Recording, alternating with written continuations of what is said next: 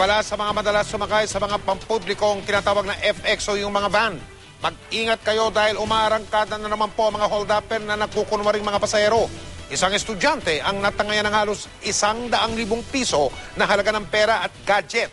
Si Emil Tsumangil, naka-alerto 24. Eksklusibo. October 2012 nang mabuwag ng Intelligence Unit ng Parañaque Police ang pangkat na kung tawagi UV Express Tirador.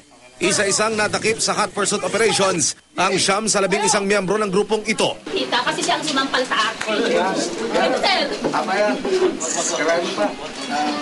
Hindi bababa sa 50 complainants ang dumagsa noon para sampahan ng reklamo ang mga suspect na ang modus gumagamit ng sasakyang pampasada at hold-upin ang mga pasahero. Ngayon muling nagbabala ang PNP sa publiko. May insidente na namang naitala. Ang third-year law student na nabiktima patungo raw ng Maynila pasado alas 2 kahapon at sumakay ng UV Express sa Quezon City. Pagsapit ng Quezon Avenue, hinold up daw siya ng katabi na inakala niyang kapwa pasahero. Nagmura siya, sabi niya, bigay mo sa akin yan, kundi sasaksakin kita. Sabi ko, hinawakan ko yung knife kasi I was trying to resist Kaso meron pa siyang kasama na isa. Malakas ang kutob ng biktima kasabwat umano ng mga hold-upper ang driver. Alam na niya kung saan siya pupunta.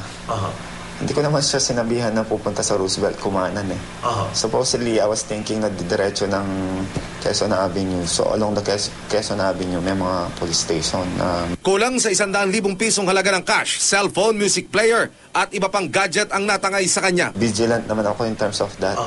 Pagka may nangyayaring ganon na hindi, sa tingin ko, medyo dubious na. Umiiwas na ako. Kahapon kasi parang ang bilis Dumulog siya sa GMA News, hindi lamang para ibahagi ang kanyang karanasan, kundi upang mabigyang babala ang mga katulad niyang gumagamit ng mga pampublikong sasakyan. At saka huwag na lang silang magdala ng mga gamit tulad ng mga dinadala ko. And then as much as possible, pagka konti yung tao sa ganong sasakyan, umiwas na kayo. Madali mo naman makita kung ito ba isasakyan mo o hindi. Unang-una, meron naman yung mga designated na lugar para doon ka sumakay. Kung pinapara mo lang, huwag mo nang gagawin yon. Kasi lahat sigurado, pag nasa garahe, siguradong ito ay hindi kolorom. Emil Tsumangil, naka-alerto 24.